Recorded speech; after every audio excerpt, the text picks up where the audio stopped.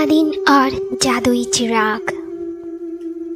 Baghdad के एक प्रांत में मुस्तफ़ा नामक एक दर्जी रहता था। वह बहुत ही गरीब था। उसका एक बेटा था जिसका नाम अलादीन था। अलादीन बहुत ही लापरवाह और आलसी था, इसलिए मुस्तफ़ा दर्जी को हमेशा अपने बेटे की चिंता लगी रहती थी।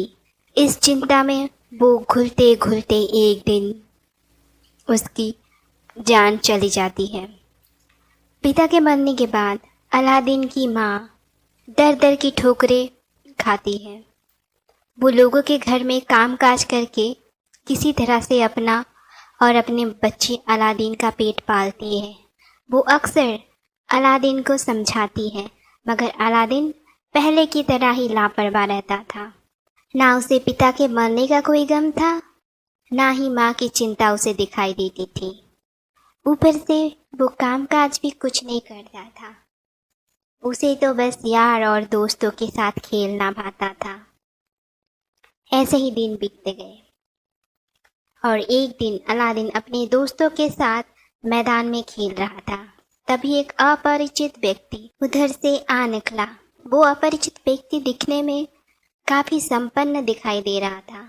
उसने अलादीन को अपने पास बुलाकर कहा, बेटा अलादीन, मैं तुम्हारा चाचा हूँ। मैं अपने भाई की मौत की खबर सुन के आया था यहाँ। और उसने अलादीन की तारीफ करते हुए बोला, वाह, तेरी शकल सूरत तो हूबहू मेरे भाई से मिलती जुलती है, इसलिए मैं तुझे देखते ही पहचान गया। ये सुनते ही अलादीन थोड़ा सा चौंक गया, क्योंकि अलादीन अपने किसी चाचा को जानता पहचानता नहीं था। आज तक उसने अपनी माँ से किसी ऐसे शख्स का जिक्र भी नहीं सुना था पहले। फिर भी वो उसे अपने घर ले गया और अपनी माँ को सारी बात बताई। माँ पहले तो चौंक गई, मगर फिर दिमाग पर जोर देकर सोचने लगी और अपने पति की बातों को याद करते हुए बोली, तुम्हारे पिताजी के एक भाई तो थे सही, पर वो तो बहुत पहले ही गुजर चुके हैं। तभी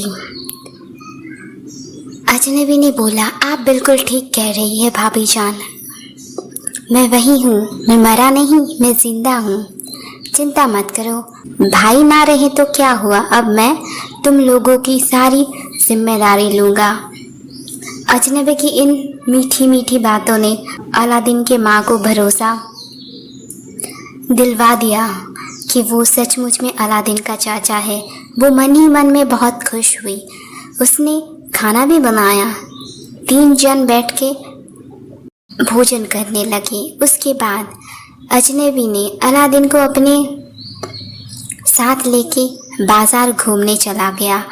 उसने अलादीन के लिए सुंदर सुंदर कपड़े, मिठाइयाँ और कुछ खिलौने भी खरीदे। अब अलादीन के मन में भी जो रही सही हिचक बाकी थी वो भी चली गई और उसे पूरी तरह से विश्वास हो गया कि वो उसका ही चाचा है। ऐसे ही कुछ दिन गुजर गए। एक दिन अजनबी चाचा ने अलादीन को अपने साथ सैर करने के लिए घर से बाहर लेकर गया। इस पर उसकी माँ ने कोई आपत्ति नहीं जताई, क्योंकि वो चाहती थी अलादीन को उसके चाचा समझा बुझा कर रास्ते पे ले आए। वो दोनों टहलते टहलते एक जंगल में जा पहुँचे। फिर चाचा ने अलादीन से कहा, अलादीन बेटे, मैं तुम्हें जादू का एक खेल दिखाना चाहता हूँ। जाओ कुछ सूखी लकड़ियाँ ले आओ जंगल से। जादू का नाम सुनते ही अलादीन बड़ा खुश हो गया और अलादीन खुश होते हुए जंगल से ढेर सारी सूखी लकड़ियों को लेके चाचा के पास आ गया। चाचा ने लकड़ी को जमा किया, उनमें से उसने आग लगा दिया। उसके बाद उसने अलादीन से कहा, बेटा अब मैं जादू का खेल दिखाने जा रहा हूँ। मैं जो जो कहूँगा तुम वैसे वैसे करते जाना, डरना मत। मैं जो भी कर रहा हूँ तुम्हारी और तुम्हारी माँ की भलाई के लिए ही कर रहा हूँ।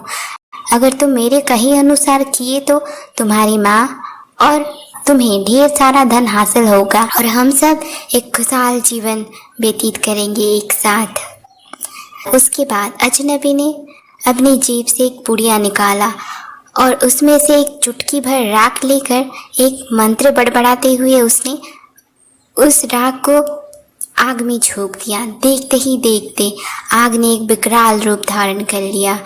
उसके आसपास की धरती कांपने लगी। फिर अचानक एक तेज आवाज़ के साथ धरती फट गई और अलादीन को धरती के भीतर एक गुफा दिखने लगी।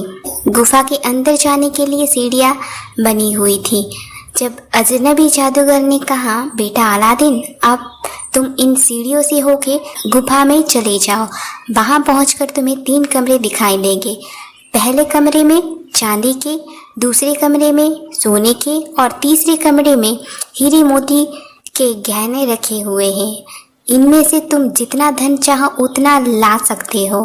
तीसरे कमरे के एक कोने में तुम्हें पीतल का एक जलता हुआ चिराग दिखाई देगा। उस चिराग को तुम बुझा देना और उसके अंदर का तेल नीचे गिरा देना और आते हुए वो चिराग मेरे लिए लेते आना।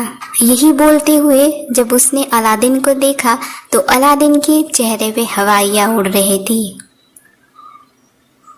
वो सामने वाले नज़ारे को देख के बुरी तरह से डर गया था। उसकी रूह अभी भी कांप रही थी, इसीलिए वो गुफा के अंदर जाने के लिए हिचकिचा रहा था। जादूगर भी ये बात समझ गया था और उसने अलादीन को एक अंगूठी देकर हिम्मत बढ़ाते हुए कहा, बेटा तुम डर रहे हो क्या? उसके बाद उसने बोलना शुरू किया, मगर इसमें डरने वाली कोई बात नहीं है। बेशुमार धन पाने के लिए थोड़ा तो खतरा उठाना पड़ता ही है बच्चा। फिर भी तुम ये अंगूठी ले लो, इससे तुम्हारा डर एकदम गायब हो जाएगा। ये अंगूठी तुम्हारी रक्षा करेगा। संकट के समय आने पर तुम उसे अपने गाल पर रगड़ लेना और तुम्हारे आगे में जो भी संकट होगा वो सब छू मंतर हो जाएगा। अलादीन ने अंगूठी पहन ली और अंगूठी पहनने के बाद अलादीन के अंदर गजब की हिम्मत आ गई। वो फटाफट सीढ़ियों से उतरते हुए गुफा के एकदम नीचे पहुंच गया। वहां वैसे ही 3 कमरे थे जैसे कि अजनबी चाचा ने उसे बताया था। वहां की अपार संपत्ति देखकर उसकी आंखें चौंधी आ गई। उसने जल्दी जल्दी सोने की मोहर और हीरे मोती के गहने एक बड़े से थैले में भरने लगा। उसके बाद उसने गुफा का दूसरा और तीसरे कमरे में प्रवेश किया। तीसरे कमरे में उसे सचमुच का वो पीतल का एक सुंदर सा चिराग जलता हुआ दिखा था कोने में। अजनबी चाचा की बातों को याद करते हुए अलादीन सीधे चिराग के पास पहुंच गया। उसने फूंक मार के चिराग को बुझा दिया, बत्ती निकालकर दूर फेंक दिया और चिराग के अंदर जो तेल था उसे उसने ज़मीन पे गिरा दिया। उसके बाद उस चिराग के साथ साथ धन दौलत से भरा थैला लेके वो बाहर की ओर बढ़ गया और सीढ़ियों को चढ़ने लगा। चढ़ाई लंबी और एकदम खड़ी थी। उतरते समय तो उसे कुछ खास महसूस नहीं हुआ, मगर अब सीढ़ियाँ चढ़ते चढ़ते वो हाँफने लगा था। गुफा के बाहर आने में केवल कुछ ही सीढ़ियाँ चढ़ना बाकी था उसे। लेकिन अलादीन के पाँव अब बिल्कुल जवाब दे चुके थे उसे। वो बुरी तरह से थक गया था। उसने चेहरा उठाकर देखा, गुफा के मुंह पर बैठा एक अजनबी जो उसे ही देख रहा था मुस्कुराते हुए। तभी अलादीन ने चिल्लाते हुए बोला, चाचा जी, मुझसे अभी सीढ़ियाँ नहीं चढ़ी जाती। आप मुझे यहाँ से किसी तरह से बाहर निकालिए, मेरी मदद कीजिए चाचा जी। तभी बाहर बैठे चाचा ने जब अलादीन के हाथ में वो चिराग देखा तो वो बहुत ही खुश हो गया। उसने कहा, लाओ बेटा, पहले वो चिराग मुझे दे दो, फिर मैं तुम्हें यहाँ से बाहर निकाल लूँगा। ये सुनते ही अलादीन थोड़ी देर के लिए सन्न रह गया। अलादीन का दिमाग खटका। उसने सोचा कि चाचा को मेरी नहीं, चिराग की ज्यादा फिक्र है और अंत में उसने फैसला किया, अजनबी पर विश्वास करना ठीक नहीं है। इसलिए उसने कहा, नहीं चाचा, मैं बाहर आने के बाद ये चिराग आपको दूंगा, पहले आप मुझे ऊपर आने में मदद कीजिए। जब अजनबी चाचा ने अलादीन की ऐसी बातें सुनी तो उसे समझाने लगा, बेटा पहले चिराग तो दे दो, उसके बाद मैं तुम्हें बाहर निकाल लूंगा।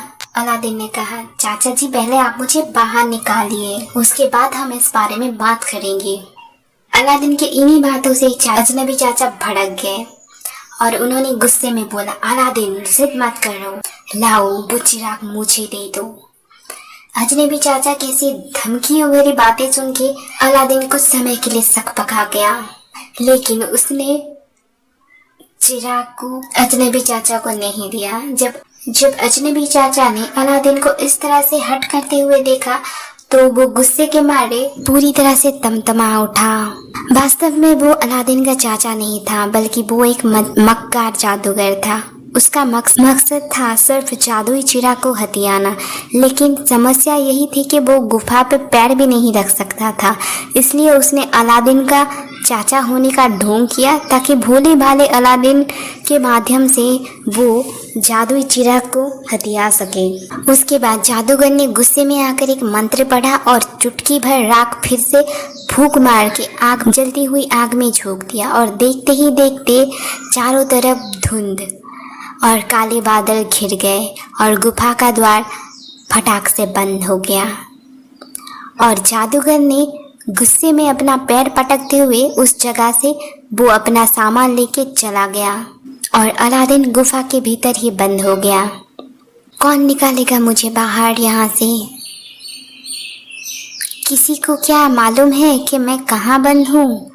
अब मेरी माँ का क्या होगा? ये ख्याल मन में आते ही वो जोर जोर से रोने लगा। उसकी आंखों से ढेर सारे आंसू नदी की तरह बहने लगे। हाथ उठाकर जब उसने अपने गालों को पोंछा, तभी उसके हाथों में पहने हुए अंगूठी उसके गालों पर रगड़ गई। तभी एक चमत्कार हुआ। अलादीन के सामने एक जिन्न आकर खड़ा हो गया। जिन्न ने अलादीन से कहा, मैं इस अंगूठी का जिन्न हूँ। मेरी आका, मैं आपका गुलाम हूँ। हुक्म कीजिए, मैं आपकी क्या सेवा करूँ? ये देखकर अलादीन बुरी तरह से घबरा गया और घबराहट में ही उसके मुंह से निकला, मुझे मेरी माँ के पास ले चलो, मुझे मेरी माँ के पास ले चलो। तभी जिन्न ने अलादीन को तुरंत उसके माँ के पास लेके पहुंच गया और उसके बाद और बेटे को सामने खड़े देख के माँ का खुशी का ठिकाना नहीं रहा और उन्होंने अलादीन को गले से लगा लिया।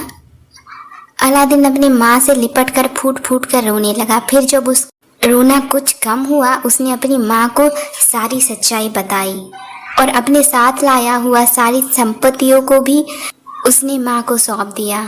ढेर सारा खजाना देखे अलादीन की माँ की आंखें चौड़ी हो गई।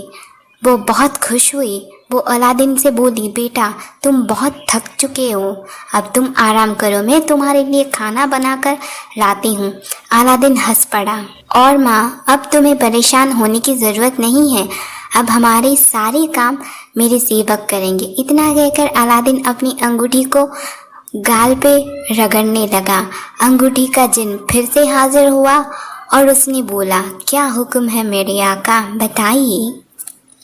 तभी अलादीन ने कहा, हमारे लिए स्वादिष्ट भोजन हाजिर करो।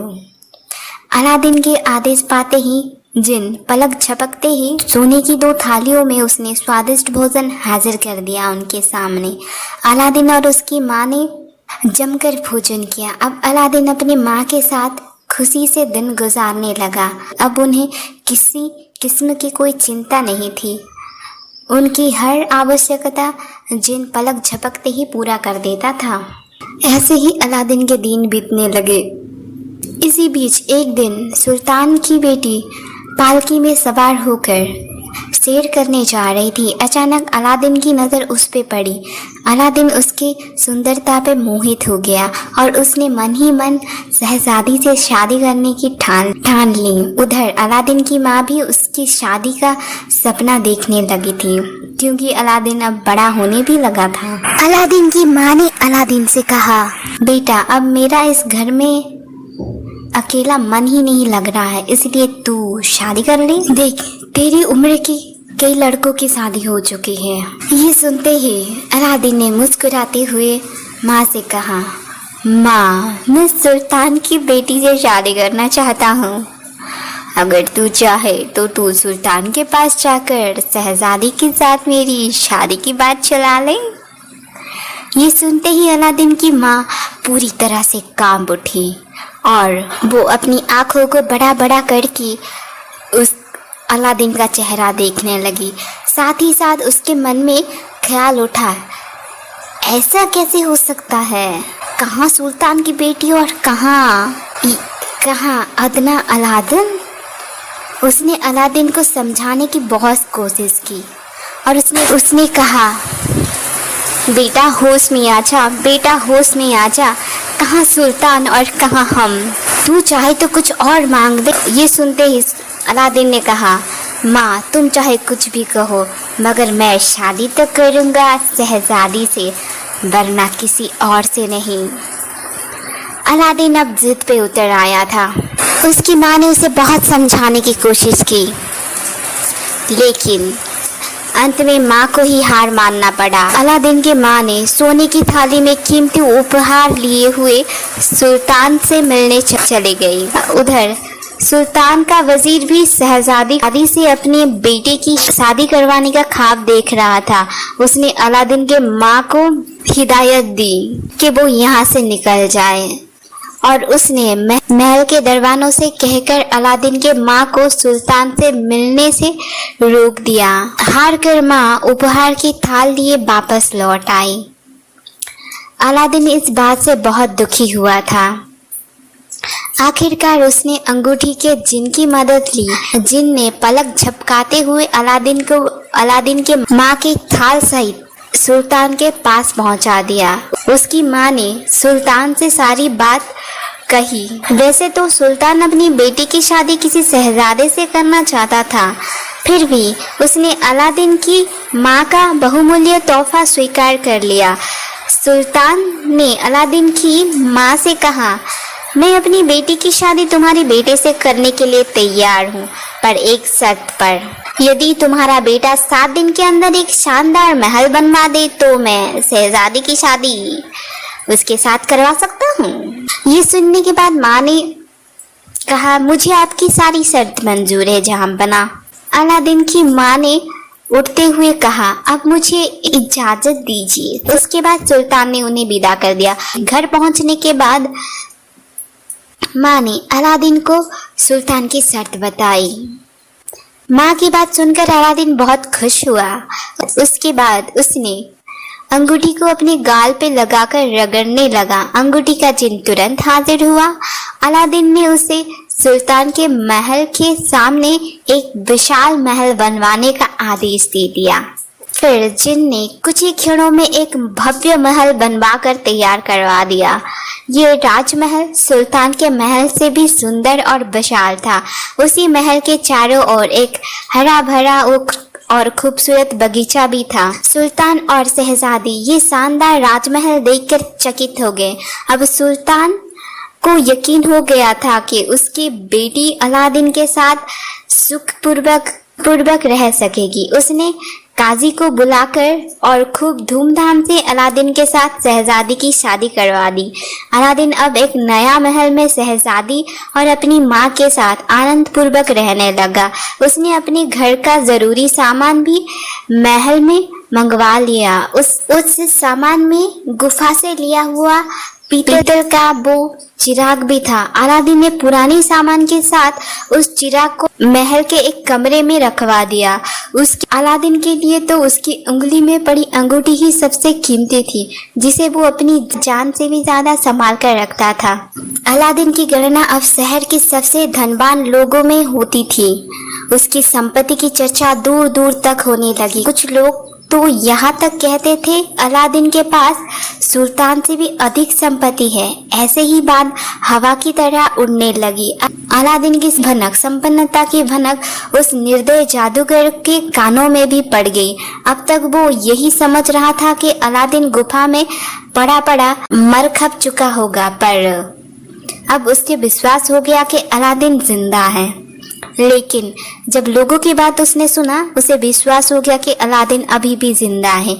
एक दिन वो फिर फेरी वाला के बेस में अलादीन के शहर में आ पहुंचा। संयोग से उसी दिन अलादीन शिकार पर गया हुआ था। महल के पास से गुजरते हुए उसने आवाज लगाई, ले लो भाई ले लो, चिराग ले लो, पुराने चिराग के बदले नया चिराग ले लो। ले लो भाई ले लो, चिराग ले लो। फिर फेरी वाला की आवाज अलादीन के माँ के कानों में भी पड़ी। एकदम से उसी कबाड़ खाने में पड़ी पीतल के उसी पुराने चिराग का ख्याल आया, जिसे पाने के लिए दुष्ट जादूगर ने उसे मौत की गुफा में बंद कर दिया था। वो उस चिराग को मनहूस समझती थी, जिसके कारण उसके बेटे की जान खतरे में पड़ गई थी। उसने सोचा कि उस मनहूस चिराग से निजात पाने के लिए अच्छा मौका है। अलादीन की माँ को और शहजादी दोनों को ये मालूम नहीं था कि ये चिराग जादुई है, इसलिए उन्होंने उस फेरी वाले को वो चिराग देकर बदले में एक नया चिराग ले लिया। चिराग हाथ में आते ही जादूगर की आंखें इस प्रकार चमकने लगी जैसे उसे संसार भर की सारी दौलत मिल गई है। फिर क्या था, उसने उसी समय अपना बहुरूपी अवतार को उतार फेंका और चिराग को जमीन पर घिसने लगा।